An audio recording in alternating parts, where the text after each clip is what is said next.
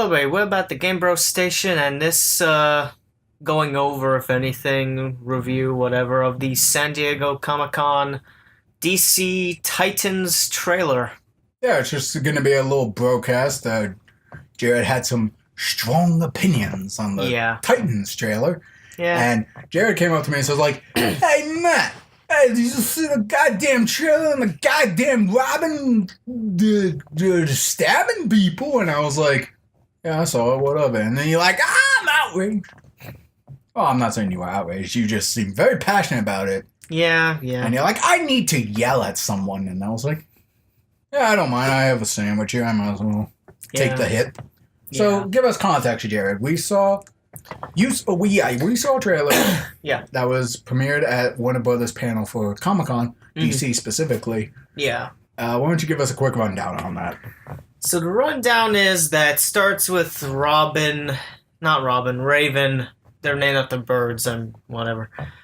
Raven's like kind of walking around like, hello, here's a stock audio thing of Scream.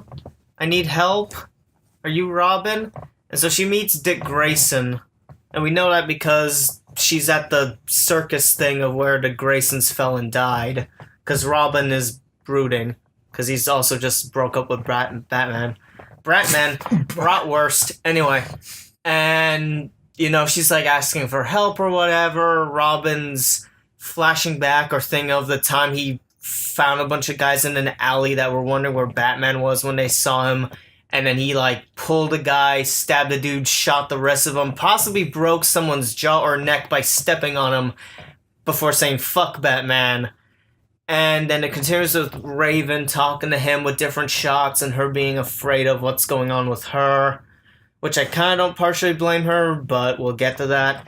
And then we see glimpses of Beast Boy, Starfire, and I believe her name is Hope, the light chick with the, bird theme as well. There's a lot of birds in this.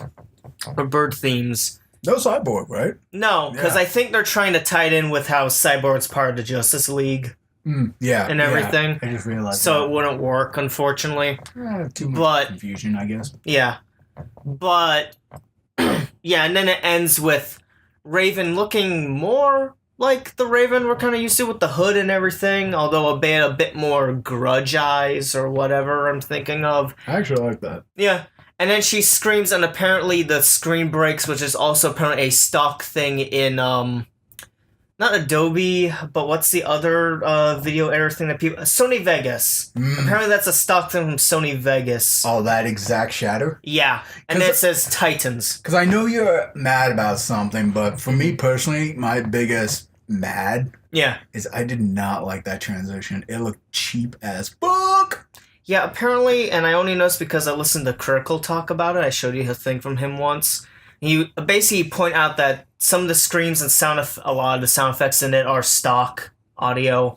And then the Sony Vegas screen shatter thing is a stock thing from Sony Vegas. So it kind of gave the thing to him of like, man, was there effort in this? Yeah, I mean... in terms was my of biggest takeaway. But carry on with your... In terms of looks, it's whatever.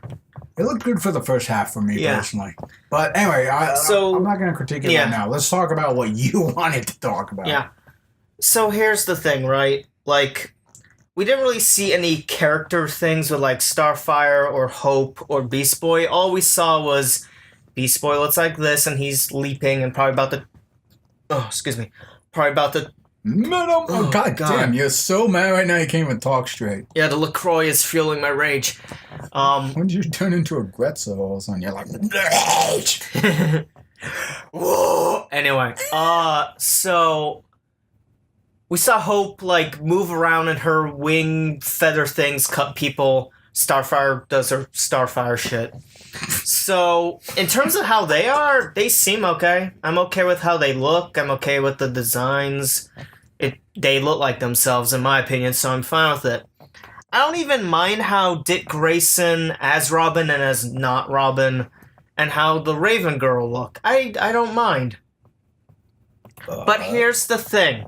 Yeah. Character-wise, they are not the Robin and Raven that the fans are used to in a sense. Like, when you think of Raven, even in Teen Titans Go, she's still the spellcaster, knows what she can do, knows her powers, isn't afraid of much, minus her father, because he's literally an eldritch demon god creature. Trigon, demon lord of poopy pants and multiple eyes. Yeah, 6 or so.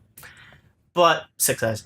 But like, and also with Robin, like, I get this is after he and Batman have their spat and he leaves and everything, but to my knowledge, in most of the media we see, he still doesn't go full edgy and like kill or maim or whatever, or say, well, okay, I could believe him saying fuck Batman. The fuck Batman actually doesn't surprise me with the headspace he might be in, but the fact going completely 180 on the whole don't kill thing or whatnot, that kind of took me out of it at first.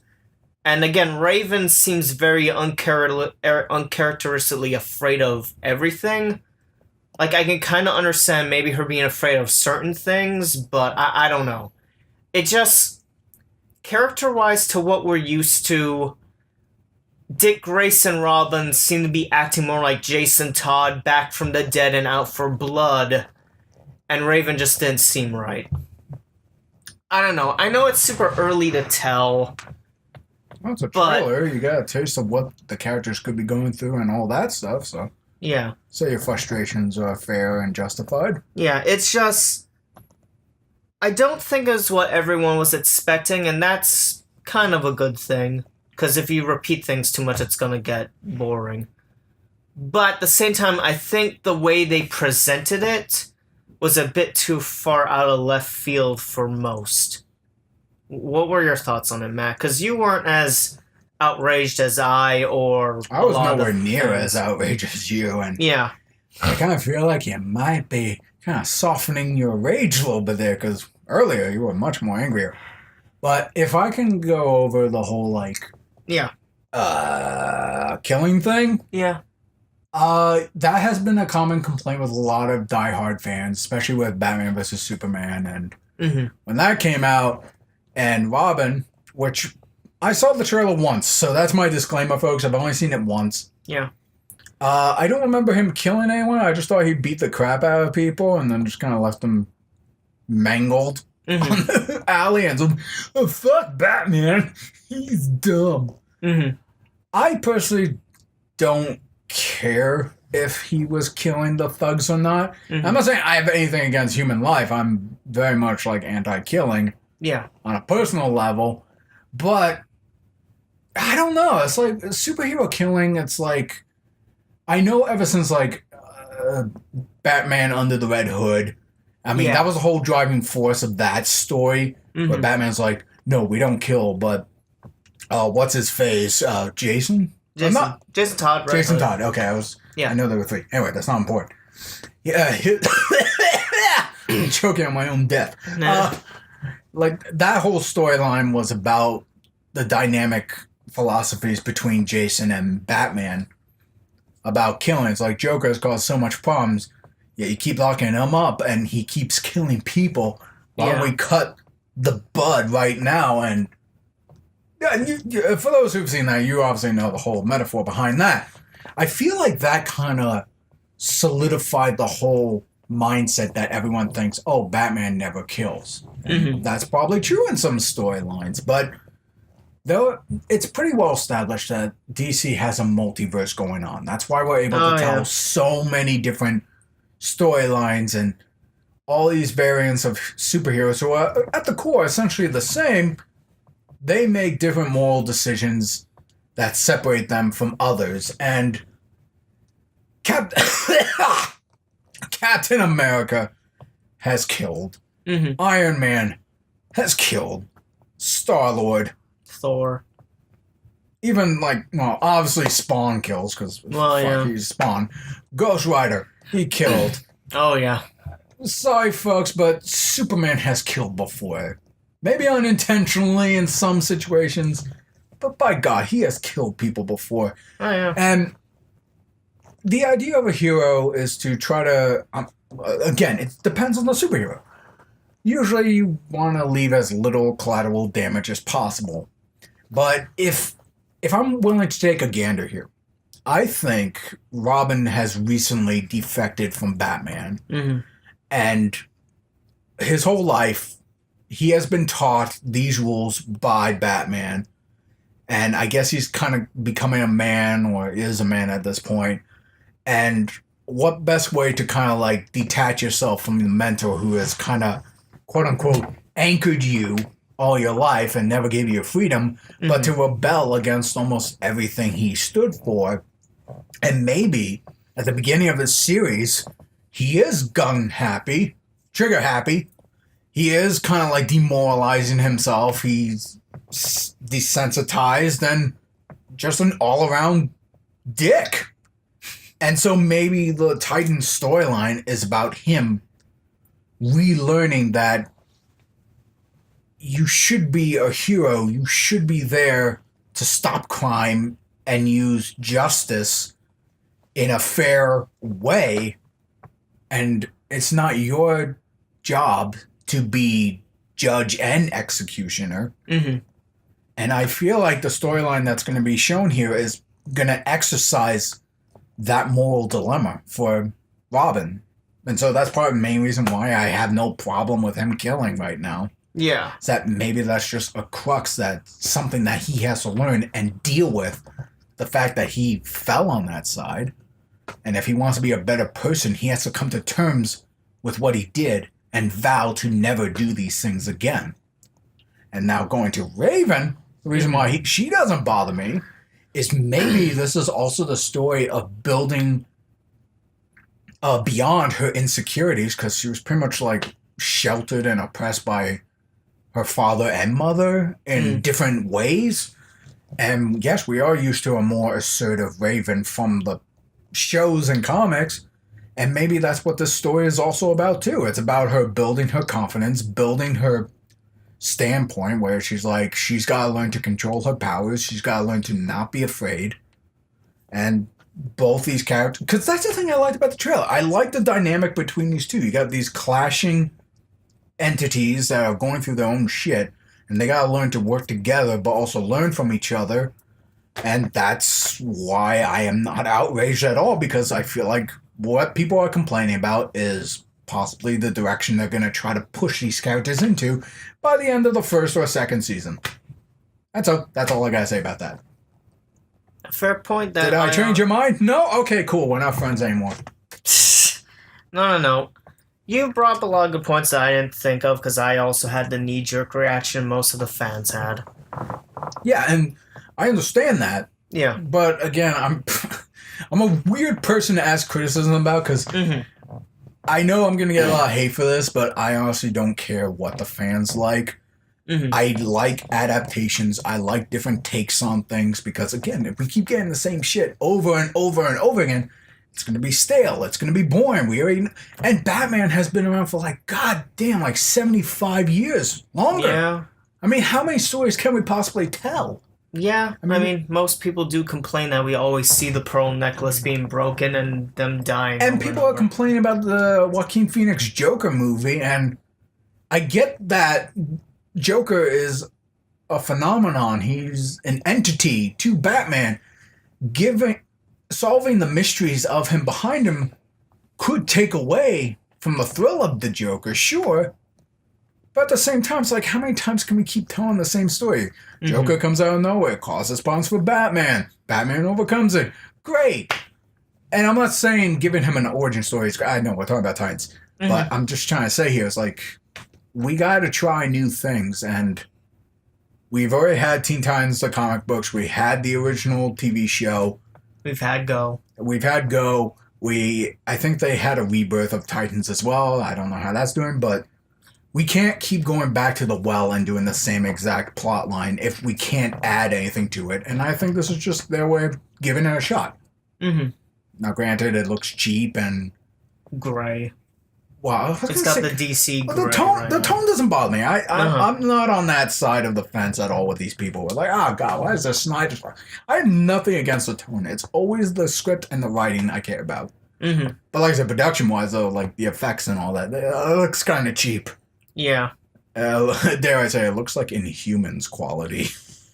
Oh boy. So I am didn't a even little think of that. Yeah, that is a bit nervousness, isn't it? Especially when I saw Beast Boy, because I thought he wasn't going to be in this. Mm. And the showrunners are going to have to have him morph into things like, oh god, how's that going to look on television? Yeah. Granted, I've never seen any of the DC shows. I've been meaning to, so who knows? Who really knows? But I'm far less skeptical than you. So we have to see. We'll have to see. And you do know that this is also a DC Universe exclusive. Yeah. So it's not going to be available on CW. No. The cable television. Yeah. It's going to be one of their crowning achievements for the new streaming service. We talked about in Weekly Review. Plugs. So yeah, we'll see. I mean, is there any other thoughts you have on that, Jared? Like, you've helped dull my rage a bit. Just because you brought points that my initial brain was kind of like, ugh! But you brought up a lot of good points. I actually forgot about the multiverse until you mentioned. I'm like, oh yeah, that's a thing. Yeah. That's in Injustice 2, and I love that game. What's wrong with me? But yeah. It's also a big thing for the shared DC TV series. Oh. Because they've already established that not all the shows are in the same universe. Mm. But because of what Flash has done, he can tie them in.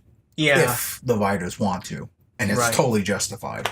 Yeah. So. Kind of like how he popped up in Batman vs. Superman for that brief moment because of the possible Flash. Minus the movies. Yeah. Oh. I'm talking about the TV shows. Oh, gotcha. Yeah. Sorry, that took me a bit. That's okay. So. That's fine. But that could happen anyway. I mean... the bits and pieces of Arrow I've seen are actually pretty okay. I heard the first 3 seasons are good. Mm. Kind of dampers a bit afterwards. Yeah. Everyone becomes a superhero, apparently. Oh. That's unfortunate. Yeah, but yeah, I mean, yeah, I guess time will tell. It's just initially it sort of gives off like an interesting vibe of like we want to promote this service. Here's one of our things, and the ire it just drew immediately. Like, sure, they announced also today that they're finally bringing back Young Justice, which everyone has been wanting. Yeah. They showed a Shazam trailer. That's a movie, but, that's another thing that got shown. Case in point, there's a lot of things happening. It's going to be interesting to see where things go from here. I think so, too. And I know we're mostly talking about Titan. Yeah. But let's add this on. Since it is on DC Universe, they did announce what the starting price is. Oh, and I believe it's going to be $7.50 or $7.99 a month. Oh, that's not horrible. So, you get access to all these new shows, including Titans. You get Is Netflix still to like 10 or so? Netflix, I think, is like $12.99 or $11.99. It depends on what package you have, but I have the HD one. So, but the point is, you get the new TV shows, you get the old TV shows, all the DC movies ever made. Yeah. And I actually can confirm this because I remember on our podcast or Week in Review, whatever the hell we talked about it. Yes, you do have access to digital comics with this as well. Oh, really? They announced that? Yes. Okay, that's what we were talking about. We said that should happen because that's the good idea. I believe that has been confirmed. I don't know if it's all comics they've ever done, but definitely the recent shit.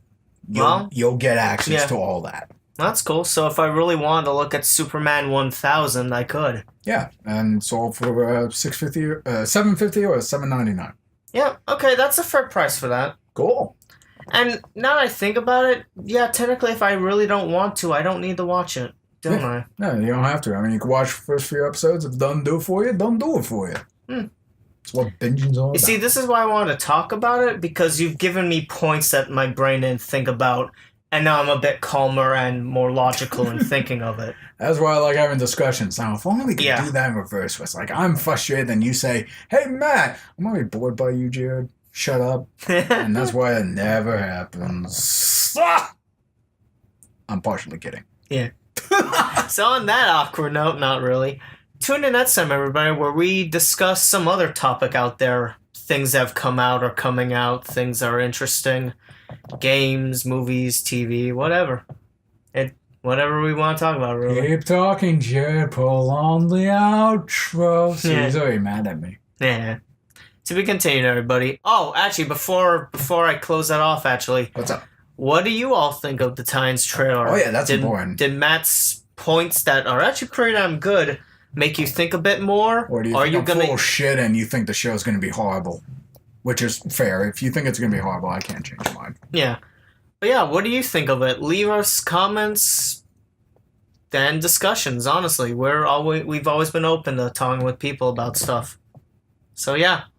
Tune out some everybody where we talk about something else. Maybe it's a weekend review, maybe it's a BroCast, maybe it's us talking over something. Who knows? Yeah, maybe it's something. Anyway, to be continued, everyone. Bye.